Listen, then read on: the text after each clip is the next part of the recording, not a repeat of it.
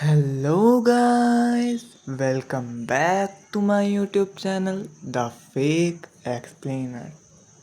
हमारी कहानी की शुरुआत वहीं से होगी जहां पिछला एपिसोड एंड हुआ था। बट तुमने मेरी पिछली वीडियो पे एक भी कमेंट नहीं किया, तो मैं गुस्सा हूँ बहुत। पर मैं गुस्सा होकर तुम्हारा क्या ही कर लूँगा। पर इससे पहले इस गुस्सैल स्केलेटन तुम्हारे पे आके अटैक करें, इस वीडियो पे एक लाइक कर दो। तो चलो अपनी इस वीडियो को शुरू करते हैं। खतरा बन सकता था, फिर भी उसने मन में एक कमांड दी, अटैक की। जैसे हमेशा स्केलेटन ओबे करते थे, लेकिन इस बार कुछ अलग हुआ। स्केलेटन की बॉडी अनकंट्रोलेबल हो गई। उसकी तरफ झपटते हुए वो अचानक पागलों की तरह झूमने लगा, जो काफी डरावना लग रहा था। जेयुन ने तुरंत एक्शन लिया। उसने एक जोरदार पंच मारा, जो सीधा स्केलेटन की खोपड़ी पर लगा, जिससे वह खोपड़ी हवा में उड़ते हुए दूर जा गिरी। लेकिन जेयुन चुपचाप खड़ा रहा, ध्यान से सब देखता रहा, यह बड़बड़ाते हुए कि तूने मुझ पर चिल्लाने की हिम्मत भी कैसे की। अब उसे लग रहा था कि शायद ये स्किल में कोई गड़बड़ है, या फिर गेम सिस्टम का ही कोई ग्लिच है, क्योंकि स्किल ने जो रिजल्ट देने थे वो नहीं दिए, बल्कि इसका असर उल्टा पड़ गया। जेयुन को लगने लगा कि शायद ये स्किल फायदे की जगह मुसीबत बन सकता है। तभी पीछे से आवाज आई। स्वैम्प के धुंधले कोहरे में से कुछ फिगर्स बाहर आने लगे। एक लिजर्ड मैन, लंबा और डरावना, कीचड़ से बाहर निकला और गले से एक गहरा गुर्राहट भरा स्वर निकाला। पूरा शरीर स्केल से ढका था और उसके नाखून तेज थे, पूरी तरह से लड़ाई के लिए तैयार। उसकी निगाहें सीधी जेयुन पर टिकी थी, जबकि जेयुन ने शांत चेहरे से उसकी तरफ देखा और सोचा, अभी सही मौका है अपने स्केलेटन्स को असली लड़ाई में आजमाने का। उसने हाथ उठाया और अपने बाकी स्केलेटन्स में मैजिक एनर्जी भरनी शुरू कर दी, जिससे लाल रंग की एनर्जी उनकी हड्डियों के बीच से निकलने लगी, उनमें एक्स्ट्रा ताकत और गुस्सा भरते हुए। फिर उसने दूसरा स्पेल एक्टिवेट किया, बोन आर्मर, जिससे उनके शरीर पर हड्डियों की एक मजबूत ढाल बन गई। अब जब सब तैयार थे, जेयुन ने आदेश दिया, अटैक करो। स्केलेटन्स फौरन दौड़ पड़े लिजार्ड मैन की तरफ। उनकी चालें थोड़ी अजीब थीं, पर उनमें दम था। जैसे ही उन्होंने दुश्मन को घेरा, उनकी तलवारें तेजी से वार करने लगीं। फाइट का माहौल बन गया। धातु की टकराहट और हड्डियों की आवाजें हवा में गूंजने लगीं। लिजर्ड मैन ने क्लॉज से पलटवार करने की कोशिश की, लेकिन जेयुन के स्केलेटन्स अनस्टॉपेबल थे। वो पूरी ताकत से हमला कर रहे थे और लिजार्ड मैन को संभलने का मौका ही नहीं मिल रहा था। जेयुन बिना पलकें झपकाए पूरा सीन देख रहा था। यही वो टेस्ट था जिसका उसे इंतजार था, एक असली चैलेंज जहां वो देख सके कि उसके समन्ड वॉरियर्स असली लड़ाई में कितने काम के हैं। कुछ ही मिनटों में 3 लिजर्डमैन की लाशें कीचड़ में पड़ी थीं।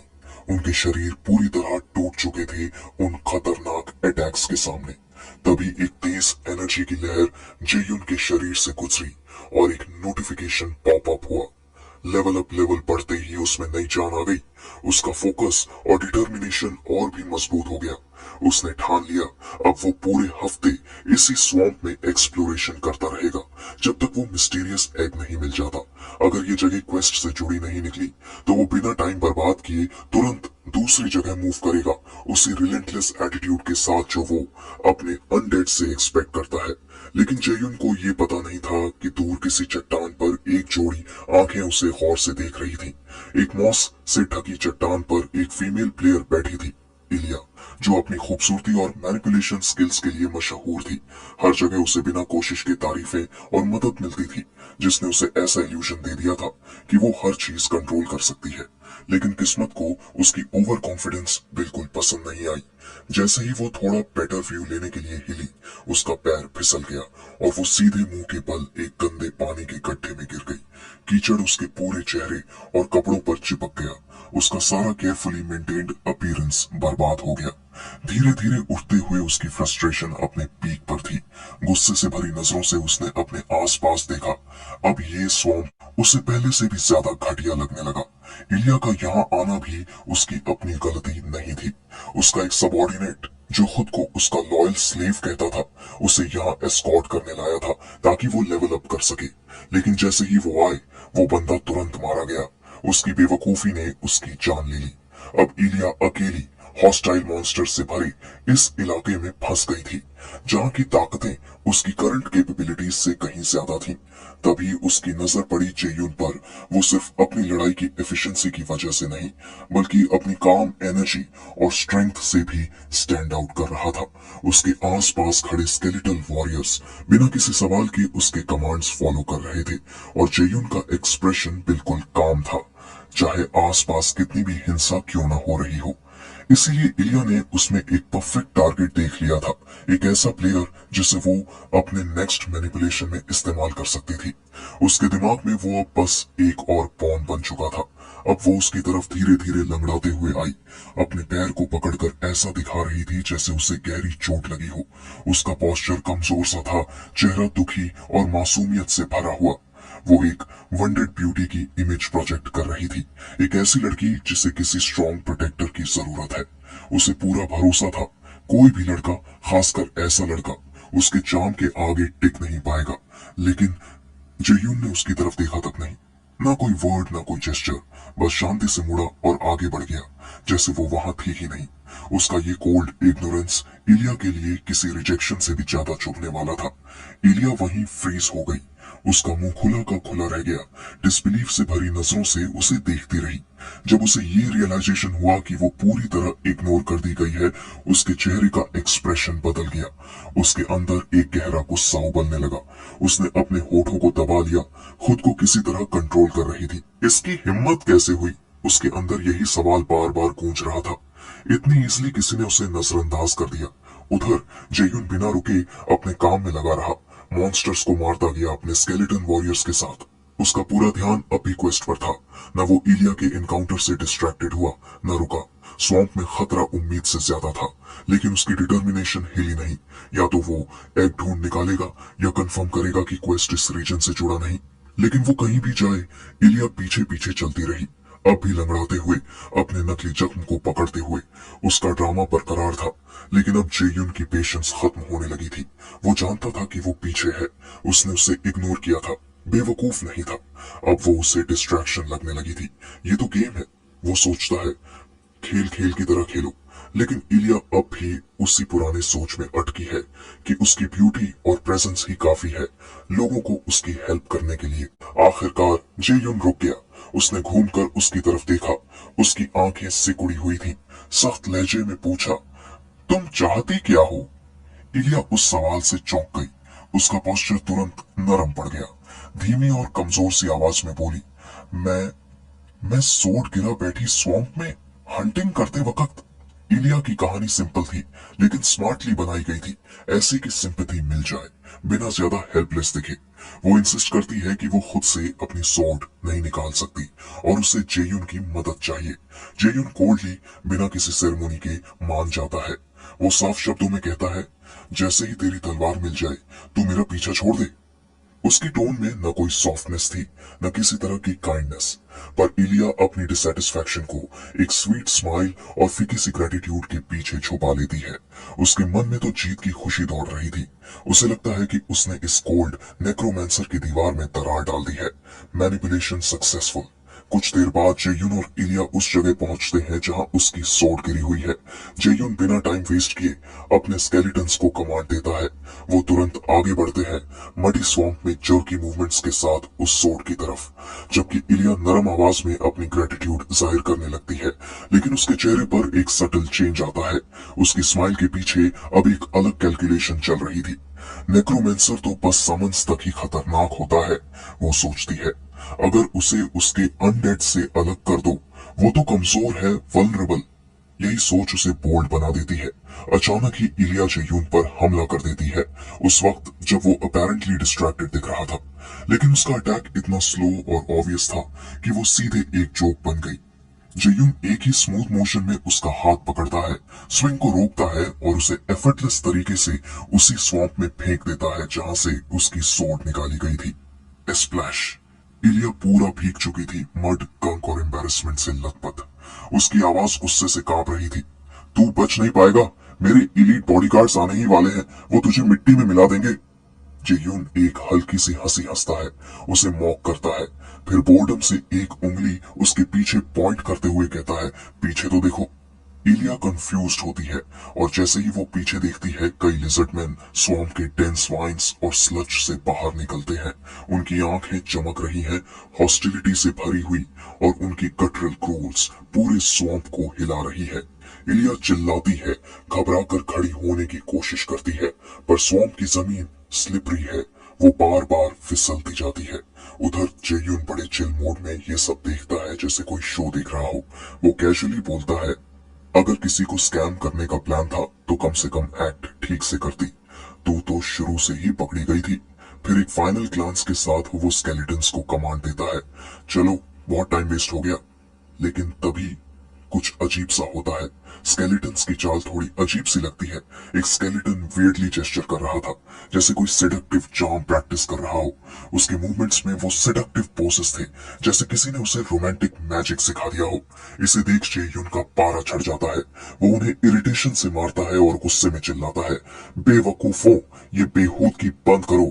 अगर दोबारा कोई इस तरह की हरकत करता दिखा, मैं खुद अपने हाथों से तुम्हें तोड़ दूंगा। कुछ ही पल बाद एक नोटिफिकेशन उसकी स्क्रीन पर फ्लैश होता है।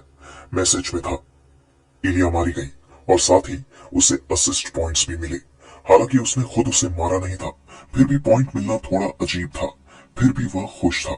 जयून ने आईब्राउ उठाया, पर ज्यादा सोच विचार नहीं किया। स्वॉम्प के मॉन्स्टर्स ने बस वही पूरा किया जिसे वो शुरू करने की सहमत भी नहीं लेना चाहता था। जहां तक इलिया के बॉडीगार्ड्स का सवाल था, वो उसकी बातों को बस एक जोक मान चुका था। ऐसे लोग सिर्फ जुबानी हमले करते हैं, उसने सोचा। अंदर से ये सब खाली होते हैं। लेकिन जो जेयुन नहीं जानता था वो ये कि कुछ डिस्टेंस पर बैठे वेल आर्म्ड प्लेयर्स पूरा सीन देख रहे थे, लाइव रिकॉर्डिंग फीचर के जरिए। यही लोग थे जिनका इलिया ने जिक्र किया था, उसके लव स्लेव्स, जो अलग अलग रीजन से उसे फॉलो कर रहे थे, बस उस मोमेंट की तलाश में। उनके चेहरे एक्सप्रेशनलेस थे, लेकिन उनकी आईज में एक साइलेंट प्लान था। कुछ देर बाद घने जंगल के बीच जेयुन एक नीलिंग मैन के सामने खड़ा था, जिसकी चेस्ट में उसकी तलवार गहराई तक धंसी हुई थी। वो आदमी कोई और नहीं बल्कि इलिया का एक फॉर्मर स्लेव था। वो मरते हुए भी इनकोहेरेंट आवाज में बड़बड़ा रहा था, इलिया के लिए मैं तुझे मार दूंगा। इरिटेटेड हो चुका था और कंफ्यूजन से पूछ बैठा, सीरियसली? कोई लड़की इतनी वर्थ कैसे हो सकती है कि लोग जान देने और लेने पर उतारू हो जाए? वो आगे बोला कि आखिर तुम लोग इलिया से क्या हासिल करना चाहते हो? या शायद तुम्हें लगता है कि बदला लेकर इलिया की मोहब्बत मिल जाएगी? उसका सवाल खत्म भी नहीं हुआ था कि उस आदमी ने पागलों जैसी हंसी हंसी। उसकी आंखों में एक खतरनाक ऑब्सेशन झलक रहा था। आई लव इलिया, वो चिल्लाया, जबकि जेयुन ने बिना एक पल गवाए फाइनल ब्लो दे दिया। वो थोड़ी देर के लिए फ्लैशबैक में चला गया, जहां इलिया की हर एक रेड फ्लैग उसे याद आने लगी। मैनिपुलेशन पे मैनिपुलेशन, जैसे कोई चालाक एक्ट्रेस रोल प्ले कर रही हो। उसने इलिया की बॉडीगार्ड्स की धमकी को कभी सीरियस नहीं लिया था, पर अब सब कुछ सच निकल रहा था। इलिया ने एक मास्टर लेवल विक्टिम बनकर अपने फैंस को इमोशनल कर दिया था। अब हर दिन कोई ना कोई ऑब्सेस्ड फैन उसे ढूंढता हुआ सामने आ जाता था। ये बार बार के एनकाउंटर्स उसे मानसिक रूप से शुष्क कर रहे थे। ऊपर से नई क्वेस्ट भी नहीं मिल रही थी, तो क्रोध दोगुना हो गया था। एक पल के लिए उसने सोचा कि इलिया को ढूंढकर परमानेंटली एंड कर दे, पर यह आइडिया उतना ही डेंजरस था जितना टेम्पटिंग। वो जानता था ऐसा कोई कदम उठाया तो पूरा सर्वर उसके पीछे पड़ जाएगा। उसी वक्त उसने अपने मरे हुए एनिमी से लूट कलेक्ट किया, तो सिस्टम इंटरफेस चमका, जिसमें था आपको ओनरलेस वॉर वॉच मिली है, जिसमें आपको 5000 सोने के सिक्के, गोबल लेदर बूट्स और एक rare item necklace of promise हासिल हुआ है। इसे पढ़ते ही जेयुन को याद आया कि ये वाला नेकलेस ऑफ प्रॉमिस लगभग 8 लाख में बेचा जा सकता है। इसे उसे और उसके लॉयल स्केलेटन साथी को एक साथ एक्साइटमेंट का झटका लगा। काफी दिनों बाद ऐसा लगा, आज तो रॉयल डिनर अफोर्ड हो सकता है। लेकिन तभी इलिया का एक और फनाटिक उसे स्पॉट कर लेता है और कहता है, मुझे लेडी इलिया का एनिमी मिल गया। जबकि जेयुन ने मौके का फायदा उठाया और जानबूझकर ऊंची आवाज में बोल दिया, हाँ हाँ, वो मैं ही था जिसने इलिया को मारा था। उसे उम्मीद थी कि शायद वो सामने वाला अकेला ही होगा और एक इजी 1v1 फाइट मिल जाएगी, पर उसकी स्माइल कुछ ही सेकंड्स में पैनिक में बदल गई जब आसपास के पेड़ों के पीछे से दर्जनों हेविली आर्म्ड लोग बाहर निकल आए। उनकी आईज में सीधा इरादा था, हत्या, जिसे देखते ही जेयुन और उसका स्केलेटन दोस्त एक ही पल में टर्न लेकर भाग पड़े। उनके पीछे एंग्री मॉब था जो पूरी रेज और स्पीड से उनका पीछा कर रहा था। भागते हुए चेयुन डिसबिलीफ में था। ये लोग इलिया के पीछे इतने ऑब्सेस्ड कैसे हो सकते हैं। उसे अंदाजा भी नहीं था कि वो लड़की अपने पीछे एक छोटी सी आर्मी छोड़कर गई है। थोड़ी दूरी बनाते ही चेयुन ने स्केलेटन्स को पीछे भेज दिया ताकि वो अटैकर्स को रोक सके, लेकिन उसकी वो छोटी सी उम्मीद टूट गई जब एक अटैकर ने सिर्फ एक ही वार में उसके स्केलेटन्स को चकनाचूर कर दिया। उसी मोमेंट चेयुन को हार्श रियलिटी समझ आई। ये लोग सिर्फ सिम्प नहीं है, ये हाई लेवल प्रो प्लेयर्स हैं और बहुत ज्यादा है। अब लड़ाई कोई ऑप्शन नहीं थी, बस एक ही रास्ता था, भागो। ये सोचकर चेयुन पूरे फॉरेस्ट में डीपर और डीपर भागता चला गया, सिर्फ सर्वाइवल के बारे में सोचता हुआ। आखिरकार वो एक रिमोट हिस्से में रुका। सांसें तेज थीं, सीना धड़क रहा था, बॉडी थक चुकी थी, पर दिमाग अभी भी हाई अलर्ट पर था। उसे जल्दी ही महसूस हुआ कुछ गड़बड़ है। ये जगह लिजर्ड स्वॉम्प जैसे नहीं लग रही थी, क्योंकि पेड़ बहुत ऊंचे और पुराने लग रहे थे। चारों तरफ धुंध फैली थी और किसी भी जानवर की आवाज नहीं आ रही थी। वो रीजन वो पूरी तरह एक्सप्लोर कर चुका था। हर कोना छान मारा था क्वेस्ट्स और लूट के लिए, पर ये एरिया उसने पहले कभी नहीं देखा था। तभी उसके चेहरे पर एक सटल शॉक उभरा। ये तो हिडन एरिया है, शायद सीक्रेट जोन। उधर इलिया के ऑब्सेस्ड फैंस भी पीछे पहुंच चुके थे। हर कोई डेंस जंगल को स्कैन कर रहा था। उनकी आंखें बस चेयुन की तलाश में थी। थोड़ी ही देर में पीछा कर रहे लोगों में से एक ने सामने एक छोटे से खाली मैदान में खड़े चेयुन के स्केलेटन्स को देख लिया, पर लड़ने या भागने के बजाय वो स्केलेटन्स एक अजीब डरावना सा डांस करने लगे, जैसे वो उन परस्यूअर्स की मेहनत का मजाक उड़ा रहे हों। ये नजारा देखकर पीछा करने वाले एकदम रुक गए। वो कुछ सेकंड के लिए तो समझ ही नहीं पाए कि हो क्या रहा है, लेकिन फिर उनमें से एक गुस्से से बौखला गया। उसने इसे अपना इंसल्ट समझा और गुस्से में चिल्लाता हुआ तलवार उठाकर स्केलेटन्स की तरफ दौड़ पड़ा। जैसे ही वो क्लियरिंग के बीच पहुंचा, वहां की जमीन अचानक फट पड़ी और एक बड़ा सा मॉन्स्टर वहां से बाहर आया। वह कुछ समझ पाता इससे पहले ही एक भारी मोटी जीभ अंधेरे से निकलकर उसकी तरफ झपटी और उसे लपक लिया। पल भर में वो जीभ उसे खींचकर उस विशाल क्रीचर के मुंह में ले गई, जिसे देख बाकी के परस्यूअर्स वहीं थम गए। उनके चेहरे डर से जड़ हो गए और तभी वो भयानक क्रीचर सामने आया। एक भारी भरकम स्केल से ढका हुआ, खौफनाक मौन के साथ रेंगता हुआ। उसका प्रेजेंस इतना इंटेंस था कि सांस घुटने लगी। उनमें से एक को अचानक पहचान हो गई। कांपते हुए उसने उस बीस्ट का नाम लिया, ड्रैगन लिजर्ड, लेवल 40 का बॉस मॉन्स्टर, जो लिजर्ड स्वयं का सबसे खतरनाक क्रीचर था। जबकि चेयुन एक बड़े पेड़ के पीछे छिपा खड़ा था और पूरे सीन को चुपचाप देख रहा था। उसे अंदाजा भी नहीं था कि ये हिडन एरिया दरअसल ड्रैगन लिजर्ड का लेयर निकलेगा। ड्रैगन लिजर्ड एक ऐसा मॉन्स्टर था जिसकी फेम उसके high defence, massive health pool और अल्ट्रा डेडली अटैक्स के लिए थी। आमतौर पर इसे हराने के लिए कम से कम 20 लेवल 40 प्लेयर्स की जरूरत पड़ती थी और वो भी बड़ी मुश्किल से जीत पाते थे। चेयुन को जो पहले सुनने में आया था, उसके हिसाब से इस बॉस मॉन्स्टर को काफी समय पहले डिफीट कर दिया गया था। तो थियोरेटिकली ये मॉन्स्टर अब इस जगह पर नहीं होना चाहिए था, लेकिन गेम मैकेनिक ये था, अगर कोई ऐसा प्लेयर जो रिलेटेड क्वेस्ट में शामिल हो इस एरिया में एंटर करता है तो बॉस मॉन्स्टर दोबारा रिस्पॉन हो जाता है। इसलिए अब जेयुन को पूरा यकीन हो गया कि यही वो जगह है जहां उसे अहेमरी ने भेजा था, उस डेंजरस क्वेस्ट के लिए जिसमें इस ड्रैगन लिजर्ड को हराकर उसका एग लाना था। लेवल 20 का प्लेयर होते हुए भी उसे इतनी खतरनाक मिशन पर भेजा गया था और ऊपर से अहेमरी की हाई एक्सपेक्टेशंस ने उसे और चिढ़ा दिया। लेकिन अब भी जो स्थिति बनी थी उसमें जेयुन के पास कुछ कैनन फोडर्स मौजूद थे और शायद इसी वजह से उसके पास इस मिशन को पूरा करने की थोड़ी उम्मीद बाकी थी। इधर कॉनन फॉर्डर ग्रुप में से एक बंदे ने सजेस्ट किया कि ये मॉन्स्टर बहुत ही ज्यादा पावरफुल है तो हमें पीछे हट जाना चाहिए, लेकिन जेयुन ने ठान लिया था वो किसी को भागने नहीं देगा। इसलिए जेयुन ने तेजी से अपनी एनहांसमेंट स्किल एक्टिवेट की, जिससे उसके समन्ड स्केलेटन्स और ज्यादा ताकतवर हो गए। फिर उसने उन्हें कमांड दी कि वो रास्ता ब्लॉक कर दें ताकि कोई भाग न सके। थोड़ी ही देर बाद ड्रैगन लिजर्ड ने दोबारा अटैक किया और जेयुन के साथ आए एक इलिया के लवर को सीधा खत्म कर दिया। जबकि इस कंफ्यूजन का फायदा उठाकर जेयुन फुर्ती से भागते हुए नेस्ट की तरफ बढ़ा, लेकिन बाकियों ने उसे देख लिया और उसका पीछा करने लगे। इस डिस्ट्रैक्शन का फायदा उठाते हुए जेयुन सीधे उस अब खाली पड़े नेस्ट में घुस गया। उसे उम्मीद थी कि वहीं कहीं उसे ड्रैगन लिजर्ड का एग मिल जाएगा, लेकिन जब वो नेस्ट के सेंटर तक पहुंचा तो वहां कोई एग नहीं था। इससे परेशान होकर उसने पूरे एरिया को ध्यान से स्कैन किया और तभी उसकी नजर एक अजीब सी दिखने वाली स्टोन पर पड़ी। उस पत्थर पर एक पर्पल सिंबल बना हुआ था। वो एग जैसा तो नहीं लग रहा था, लेकिन फिर भी उसमें कुछ ऐसा था जिसने उसकी अटेंशन खींच ली। उसी वक्त एक सिस्टम नोटिफिकेशन सामने आया जिसमें बताया गया कि उसके स्केलेटन समन्स में से एक डिस्ट्रॉय हो चुका है। इससे जेयुन ने तुरंत समझ लिया कि ड्रैगन लिजर्ड ने इंट्रूडर की प्रेजेंस को डिटेक्ट कर लिया है और अब वापस लौट रहा है। वो जान गया कि अब उसके पास टाइम नहीं है और एग ढूंढने की कोई और कोशिश करना जानलेवा हो सकता है। अगले ही पल वह वहां आ जाता है, लेकिन वहां उसे कुछ नहीं दिखता क्योंकि जेयुन पहले ही वहां से भाग चुका था, एक बड़े पेड़ के पीछे। साथ ही उसके यहाँ आने से अब वह उस एग को नहीं ढूंढ सकता था, इसलिए उसने वो अजीब पर्पल सिंबल वाला स्टोन उठाया, भले ही वो एग ना हो, और उसे अहेमरी के पास ले जाने का फैसला किया। इस बीच सारे कैनन फॉडर डिफीट हो चुके थे।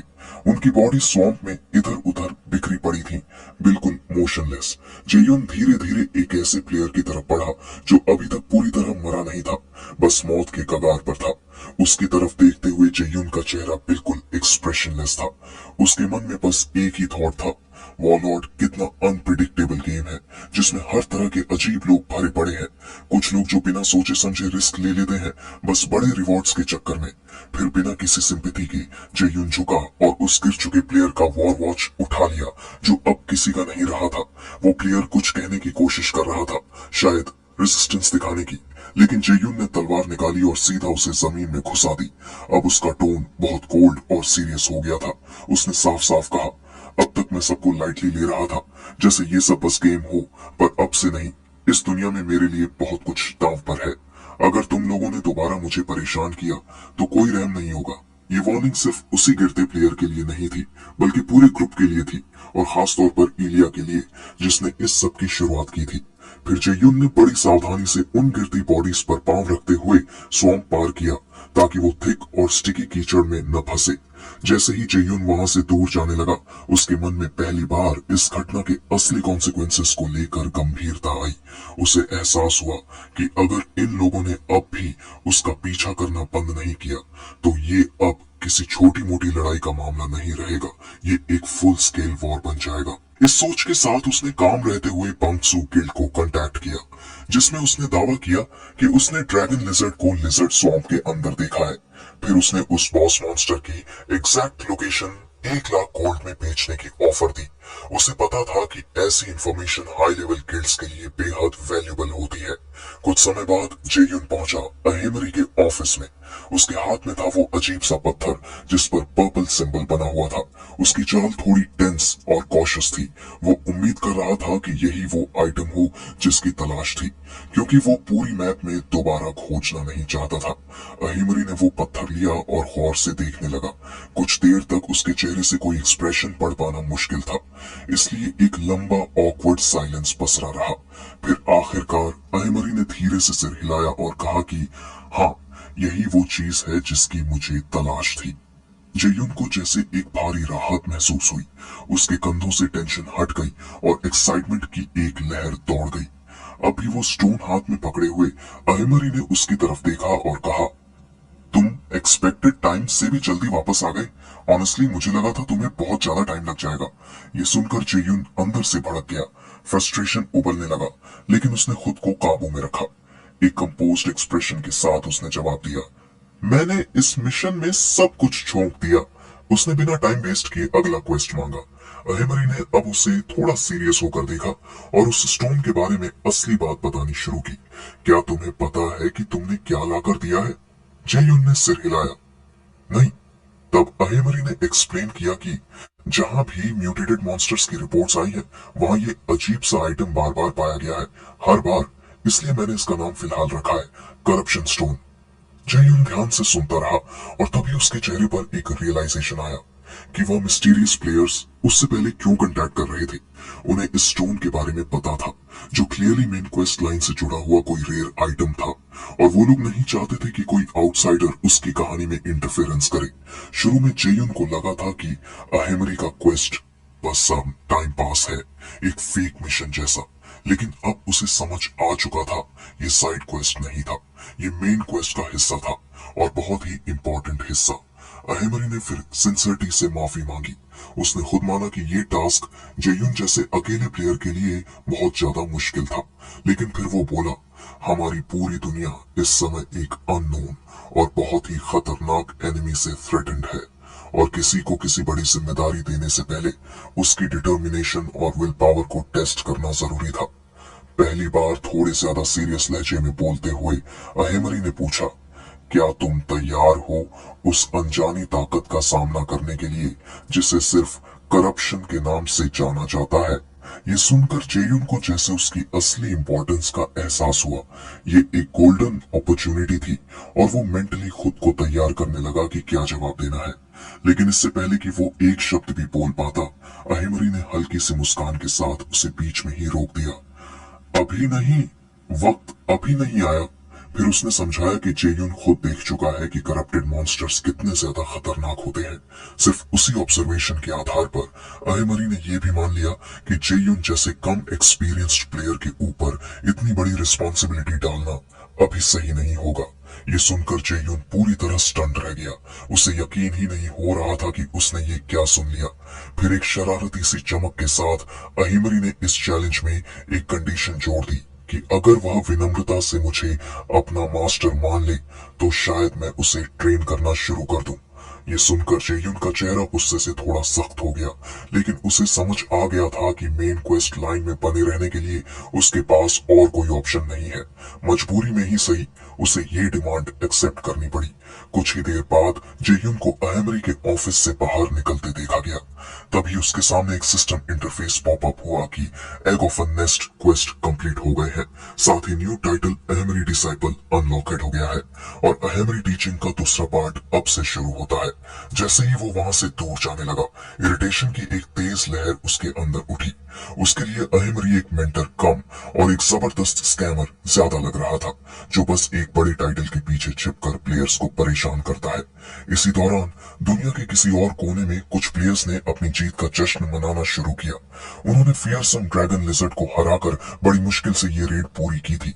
चेहरे पर थकावट साफ दिख रही थी, लेकिन उनके बीच विक्ट्री की खुशी भी थी। उनका कैप्टन सबको इकट्ठा करता है और कहता है कि अब सब आराम करें और नेक्स्ट स्टेप के लिए रिग्रुप करें। फिर वो सीधा उस आर्मर्ड नाइट के पास जाता है जिसने इस रेड में क्रूशियल रोल प्ले किया था।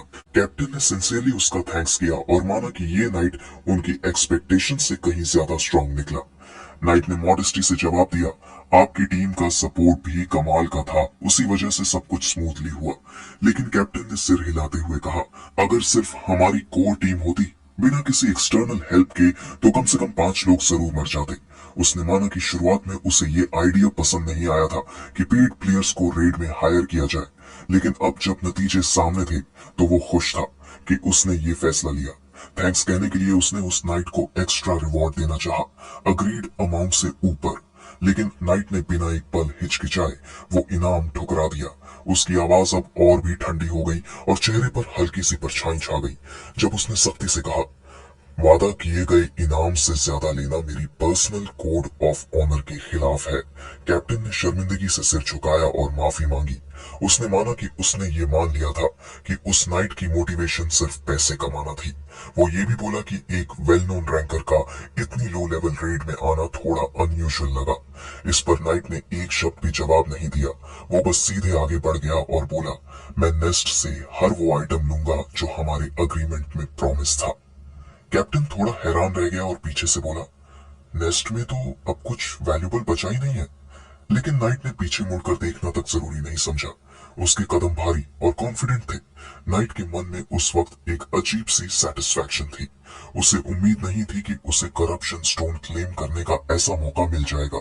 जब उसे पहली बार पता चला कि ड्रैगन लिजर्ड फिर से स्पॉन हो गया है तो वो नर्वस हो गया था। उसे डर था कि शायद हाहो मास्क क्वेस्ट में पहले से प्रोग्रेस कर चुका है। लेकिन जब रेड शुरू हुई और ड्रैगन लिजर्ड अभी भी जिंदा था, तब उसने ये अस्यूम किया कि हाहो मास्क उस चैलेंज को क्लियर नहीं कर पाया। जब नाइट ने नेस्ट में कदम रखा तो उसे यकीन था कि हाउ मास्क जिंदा नहीं होगा, क्योंकि कोई सोलो प्लेयर इतने बड़े बॉस को अकेले नहीं हरा सकता। अब उसके पास बस एक काम था, करप्शन स्टोन को ढूंढना और ये इंश्योर करना कि हाउ मास्क कभी मेन क्वेस्ट कंप्लीट न कर पाए। लेकिन जैसे जैसे उसने नेस्ट को सर्च करना शुरू किया, उसके चेहरे पर फ्रस्ट्रेशन बढ़ती गई, क्योंकि नेस्ट पूरी तरह खाली था। न करप्शन स्टोन, न कोई वैल्यूएबल आइटम, कुछ भी नहीं बचा था। उसने हर कोना ध्यान से स्कैन किया, लेकिन ये साफ था, कोई उससे पहले आ चुका था। गुस्से और झुंझलाहट से भरा हुआ उसने जोर से गाली दी। उसकी आवाज बैटलफील्ड में गूंजती रही, जैसे कोई गरजता हुआ तूफान। उधर एक डिमली लिट कमरे में जेयुन चुपचाप बैठा हुआ था। उसका चेहरा शांत लेकिन गंभीर था। धीरे से उसने खुद से कहा, वो वक्त आखिरकार आ ही गया। वो उन लंबे तकलीफ देह दिनों को याद कर रहा था, जहां हर दिन दर्द और फ्रस्ट्रेशन से भरा था। हर बार उसने खुद को सिर्फ एक ही बात कहकर सरवाइव किया, थोड़ा और सह लो, सब ठीक हो जाएगा। बस वही बिलीफ, वही जिद उसे अब तक चलते रहने का हौसला देती रही। अब अचानक उसके चेहरे पर एक हल्की सी मुस्कान आई। उसने फैसला लिया कि आज वो खुद को ट्रीट करेगा। आज तो मिट मंगवाता हूँ, वो जोर से बोला, खुशी से। ये छोटी सी लग्जरी जिसे वो कई दिनों से अवॉइड करता आया था, क्योंकि अब तक उसने हर खर्चा मिनिमम रखा था, इमरजेंसी के डर से। लेकिन अब से जब मेन क्वेस्ट उसके हाथ में थी और एक नया रास्ता खुल चुका था, तो उसे लगा कि अब थोड़ा एंजॉय करना बनता है। उसी वक्त उसे एक अनएक्सपेक्टेड एक्स्ट्रा इनकम मिली, जो जबरदस्ती इलिया की फैन क्लब मेंबर्स से उसने लिए थे, जिनका टोटल अमाउंट हुआ 1.2 मिलियन से थोड़े ऊपर, जिसे उसके अकाउंट में बचे पहले के बैलेंस में जोड़कर बने 1.4 मिलियन। उस रकम को देखकर जयुन सच में एक्साइटेड हो गया। एक पल के लिए उसे लगा कि उसकी सारी मेहनत और तकलीफें वाकई में वर्थ इट थी, लेकिन वो खुशी ज्यादा देर टिक नहीं पाई। एक एक करके उसके फोन पर सिस्टम नोटिफिकेशंस आने लगे, unpaid debts, overdue utility bills, rent reminders. उसकी खुशी देखते ही देखते डिसबिलीफ में बदल गई, जैसे किसी ने उसे जमीन पर पटक दिया हो। कुछ ही सेकंड में उसकी बैलेंस धीरे धीरे घटती चली गई, जब तक कि सिर्फ 856 रुपए बाकी नहीं रह गए। इसे वो गुस्से से भर गया। अब तो वो बेसिक खाना भी अफोर्ड नहीं कर सकता था। वो चुपचाप बैठा था, तभी एक और नोटिफिकेशन आई। ये रोमिनी का मैसेज था, जिसमें पूछा गया था, क्या तूने वीडियो बनाना छोड़ दिया है? जययून ने फोन उठाया और अचानक क्यूरियस हो गया। उसे याद आया कि उसने तो किसी को भी अपडेट नहीं किया कि वो किस हालात में है। ना उसके पास एनर्जी थी, ना वक्त कि वो नए वीडियो बना पाए, और ऊपर से कुछ अजीब खतरनाक लोग भी उसे एक्टिवली टारगेट कर रहे थे। ये सब उसने मैसेज में टाइप करना शुरू किया, लेकिन बीच में ही रुक गया। उसके मन में आया, क्या अब डरने की भी कोई वैल्यू रह गई है, जब मैं भूख से मरने की हालत में हूँ? प्रेशर, फियर, एक्सपेक्टेशंस सब बेकार लगने लगे। अब वो थक गया था सेफ खेलने से, थक गया था डर डर के जीने से। अगर दुनिया उसे मॉन्स्टर्स और फ्रीक्स बेचना चाहती है, तो अब वो खुद से लड़ने को रेडी था। एक